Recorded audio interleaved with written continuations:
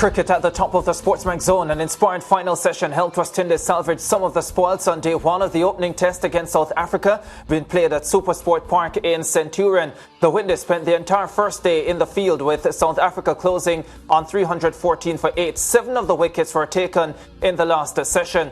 After winning the toss and batting, South Africa's openers set a solid foundation, putting on 141 for the first wicket. Markram marked his return to the squad with 115, his 6th test century, while Dean Elgar, who was dropped on 10, went on to score 71. Gudakesh Moti was out with a back injury, which Cricket West Indies says occurred at the training in the build-up to the warm-up game. Now, the Caribbean side had to depend on their seamers, who picked up who picked up all wickets. Alzarri Joseph was the pick of them with 3 for 60. Kemar Roach, Kyle Mears, Shannon Gabriel and Jason Holder all took 1 wicket, while Joshua De Silva effected a brilliant run-out which started the South African slide in the final session. The Pacers picking up 7 of the 8 wickets on the opening day. Let's hear from Alzarri Joseph.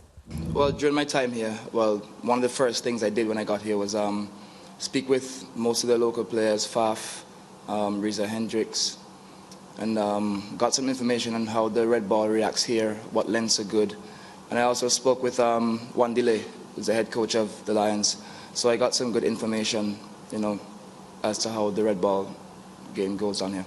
Yeah, I think it was pretty crucial we got those wickets in the back end, because you didn't really want the game to get too far ahead of you, to have to chase it too much in the back end of, tomorrow or day 3. You never know how the wicket's going to react. Yeah, indeed. We're joined by international cricket commentator Fazeer Mohammed. Faz, welcome to the show once again. How are you doing today? Not too bad at all. Well, that's good. I'm not doing too bad myself. Let's start with the first 2 sessions, shall we? Were the South African batsmen that good, or were the West Indies bowlers just a little bit slow to hit their straps on the opening day? Combination, but I would go more than just saying a little bit slow. They were poor for those 2 sessions. Too many boundary balls. You can't have a situation where you've got the new ball in hand. Granted, the opposition chose to bat first because they would back themselves batting first in the circumstances. But having said all of that, you can't have a situation, apart even from the drop catch, and that has obviously proved very, very expensive, to allow so many runs to be leaked. 100 runs in the first hour, almost 100 in the second, and really putting yourself on the back foot. And yes, an excellent final session, but the West Indies really started stone cold and could pay the price, because just to feed off what you said in your opening comment and reaction to the first day's play, the context of that South African total already will really be put into focus when the West Indies respond, and it could prove a daunting total already. Yeah, a total that looks a bit troublesome. Faz, I know when we spoke to you to preview the series, of course, you wanted to see Gudakesh Moti. Unfortunate news coming out that he picked up an injury. However, Alzarri Joseph, he took up the mantle, he stepped up, and, brilliant from him with the ball. He's been brilliant all year. Well, when I say all year, I mean going back to 2022. Outstanding in all formats, and again leading from the front. And yes, it was a run out that triggered the slide in the final session, but again, 2 balls later, he got Temba Bavuma, the captain, and from then on, it was a clatter of wickets. So credit to Alzarri Joseph. I'm just listening to his comments there. That reflects someone who's really maturing. To arrive in a country, obviously not a lot of preparation, but chatting with players who would have been very familiar with the conditions, to get a sense, even from the coaches around with the home franchise at Centurion, to understand the situation. I thought that was very, very impressive to hear from Alzarri Joseph, because clearly he's someone now, not just maturing in the job, but clearly wants to learn a lot more. And that can only bode well for himself and for West Indies cricket. But just as a quick touch on that explanation about Gudakesh Moti, I'm not entirely satisfied with that, but we're talking more about the day's cricket itself. Yeah, of course, Faz, and many people have the same sentiments. But we move along. Aiden Markram, a lot that our Windies batsmen can learn from him, because he came in his first test since 2022, August to be exact. And he came on, put that century up for his team, getting the damage done with the bat.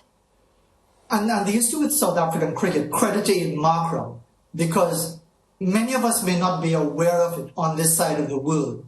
But there continues to be a pulling and tugging about who should be in, who should not be in, based on racial quotas in the South African cricket system, which is why you had a lot of players not so long ago emigrating to the UK, taking up contracts, but now that has come to an end with the United Kingdom out of the European Union, so that situation has changed.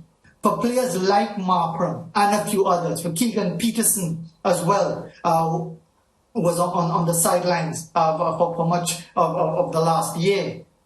It's been a constant examination of their skills and a constant criticism of their skills from the establishment. And if you want to know what I mean by the establishment, by the white establishment of South African cricket, which is still holding on desperately via their media and other outlets. So for players like Markram, who don't often get opportunities, and again, put it in context, after these two tests, South Africa don't play test cricket again until December of this year.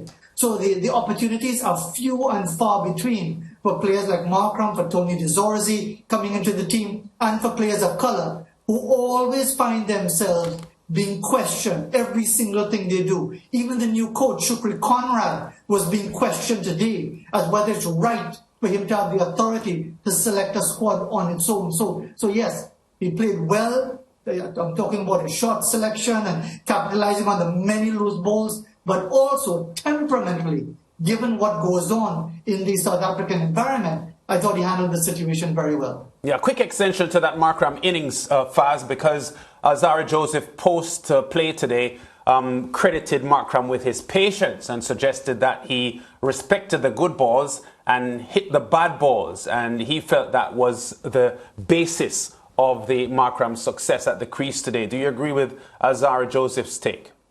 Absolutely, because when you listen to outstanding former opening batsmen speak about their role on day one of a test match, first session of a test match, they always say, the first session belongs to you, the rest of the day belongs to me.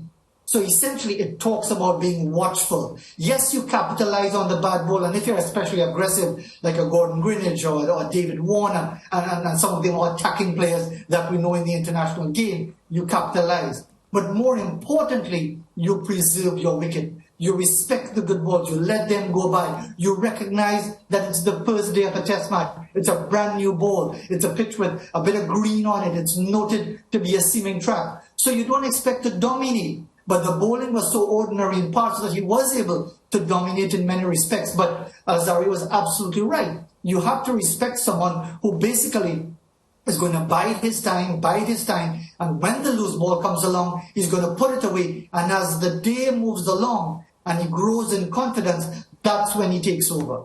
Yeah, Faz, you suggested at the top of your point that the West Indies bowling in the first couple of sessions, the first session in particular, was, by your rating, poor. Alzarri, post-play today, suggested that the pitch quickened up in the final session of the day, which is why the West Indies bowlers had more success in that last session. Any merit at all to Alzarri Joseph's take? I am not a test cricketer. I'm not a former test cricketer. I've never played the game at that level. So and plus, you weren't a fast bowler either, Faz.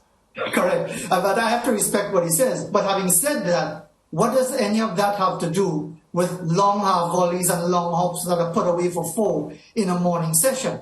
Yes, the pitch would have speeded, probably picked up a bit of pace. But again, let's remember, the breakthrough occurred via a run out, going for a non-existent third run where DeZorzi was run out. Good work by the keeper Joshua De Silva. But credit to the bowlers for sticking to the task. And again, let's not overlook something that we highlighted yesterday, that South Africa's batting has been exposed as very, very fragile over the last year and a half, even when they're in the Caribbean, and throttled the West Indies in St. Lucia. They were struggling, they were capitulating in their second innings of the second test match until they were saved by an 8-wicket partnership. So again, it's nothing unusual to see these South Africans having these periods where they lose wickets in bunches.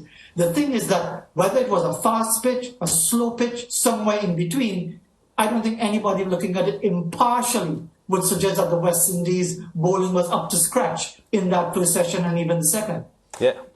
Yeah, we leave it there for today, Faz. Thanks very much for joining us again, and we look forward to more quality test cricket on day number 2, because I think we definitely got some of that on day 1 at different points of the day from either team, and hopefully both will be able to play well at the same time come day number 2. Let's hope so. Take care. All right, Fazeer Mohammed, international cricket correspondent. We take a break on the SportsMax Zone. We'll be back with more.